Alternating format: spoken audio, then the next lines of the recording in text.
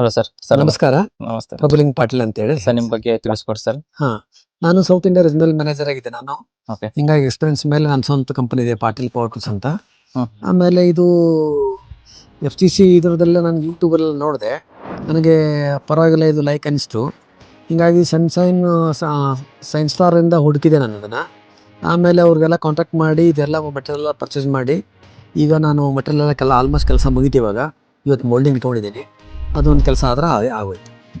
Sir, ಈ FGC rebar use ಮಾಡೋದಕ್ಕೂ ಮತ್ತು ಹಳೆ TMT ಯೂಸ್ ಮಾಡೋದಕ್ಕೂ ನಿಮ್ಗೆ ಏನು ಡಿಫ್ರೆನ್ಸ್ ಕಾಣಿಸ್ತು, ಮತ್ತು ಯಾಕೆ ನಿಮ್ಗೆ ಏನು ಪ್ರಾಬ್ಲಮ್ ಏನು ಫೇಸ್ ಮಾಡಿದ್ರಿ ಸರ್ TMT ಯೂಸ್ ಮಾಡೋದ್ರಿಂದ?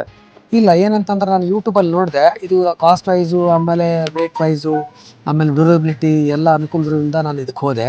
ಓಕೆ. ಆಮೇಲೆ ಇವ್ರು ಸೈನ್ಸ್ ಸ್ಟಾರ್ ಅವ್ರಿಗೆ ಕಾಂಟ್ಯಾಕ್ಟ್ ಮಾಡಿದೆ. ಆಮೇಲೆ ಅವರೆಲ್ಲ ಡೀಟೇಲ್ಸ್ ಎಲ್ಲ ಹೇಳಿದರು, ಯಾವ ವೇಟ್ ಹೆಂಗೆ ಇದು ಆಗುತ್ತೆ, ಪ್ರೈಸ್ ಹೆಂಗೆಲ್ಲ ತಿಳಿಸಿದ್ರು. ನನಗೆ ಓವರಾಲ್ ಎಲ್ಲ ಲೈಕ್ ಆಯಿತು. ಹಿಂಗಾಗಿ ನಾನು ಪರ್ಚೇಸ್ ಮಾಡಿದೆ ನಾನು. ಓಕೆ.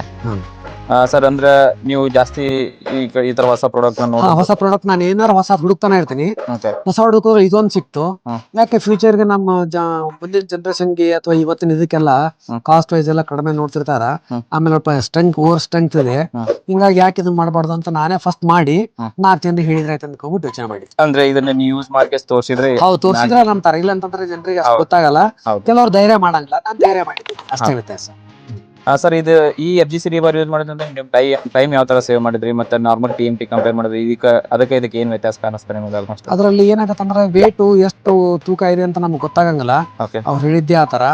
ಆಮೇಲೆ ಏನಾಗತ್ತಂದ್ರೆ ಅದು ಡಯಾಮೀಟ್ರು ಅದು ಎಲ್ಲ ಕಂಪೇರ್ ಮಾಡಿರೋದು ಎಲ್ಲ ವೇಟ್ ಕಡಿಮೆ ವೇಟಲ್ಲಿ ಜಾಸ್ತಿ ಸ್ಟ್ರೆಂತ್ ಇದೆ ಅಂತ ಗೊತ್ತಾಯ್ತು. ಓಕೆ.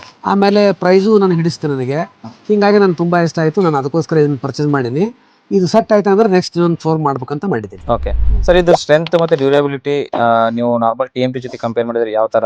ಇಲ್ಲ, ಇದ್ರದ್ದು ಟೆಸ್ಟಿಂಗ್ ಎಲ್ಲ ನಮ್ದು ಮೀಟಿಂಗ್ಸ್ ಎಲ್ಲ ಅಟೆಂಡ್ ಮಾಡಿದ್ದೀನಿ. ಆಮೇಲೆ ಅದ್ರಾಗೆಲ್ಲ ಟೆಸ್ಟ್ ಸರ್ಟಿಫಿಕೇಟ್ಸ್ ಎಲ್ಲ ನೋಡಿದ್ದೀನಿ. ಹಿಂಗಾಗಿ ISO 9000 ಕಂಪನಿ ಇದೆ. ಆಮೇಲೆ ಎಲ್ಲ ಟೆಸ್ಟಿಂಗ್ಸು ಎಲ್ಲ ಆಗಿದೆ ಇದರಲ್ಲಿ. ಹಿಂಗಾಗಿ ನಾನು ತುಂಬ ಲೈಕ್ ಆಯಿತು. ಹಿಂಗಾಗಿ ನಾನು ಇವಾಗ ಇದನ್ನು ಲೈಕ್ ಮಾಡಿ. ಓಕೆ. ಈ FGC ರಿಬಾರ್ ನಿಮ್ಮ ಕನ್ಸ್ಟ್ರಕ್ಷನ್ ಒಳಗೆ ನಿಮ್ಮ ಸ್ಲ್ಯಾಬ್ ವರ್ಕ್ ಯೂಸ್ ಮಾಡೋದ್ರಿಂದ ನಿಮಗೆ ಯಾವ ತರ ಬೆನಿಫಿಟ್ ಆಯ್ತು ಸರ್? ನಮಗೆ ಪ್ರೈಸ್ ವೈಸು ಬೆನಿಫಿಟ್ ಆಯಿತು. ಆಮೇಲೆ ವೇಟ್ ಕಡಿಮೆ ಇದೆ. ಆಮೇಲೆ ಕೆಲಸನೂ ಓಕೆ, ಏನು ತೊಂದರೆನೇ ಇಲ್ಲ. ಈಸಿಯಾಗಿ ಕೆಲಸ ಮಾಡ್ಕೋಬಹುದು.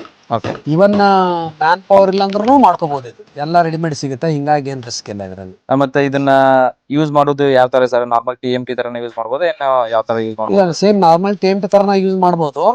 ಬಟ್ ಇದರಲ್ಲಿ ಡಯಾಮೀಟರ್, ಅದಕ್ಕೆ ಎಷ್ಟು ಡಯಾಮೀಟರ್, ಇವಾಗ ಸಪೋಸ್ 12 ಡಯಾಮೀಟರ್ ಇದರಲ್ಲಿ 10 mm ಯೂಸ್ ಮಾಡ್ಕೋಬಹುದು. ಸ್ಟ್ರೆಂತ್ ಡಬಲ್ ಸ್ಟ್ರೆಂತ್ ಇರೋದ್ರಿಂದ ಆರಾಮಾಗಿ.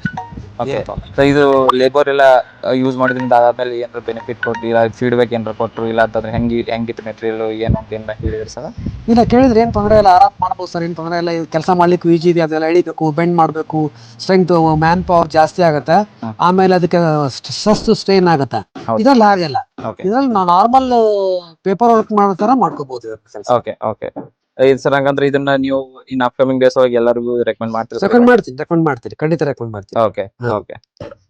ಸರಿ sir. Okay. Thank you sir. Bye.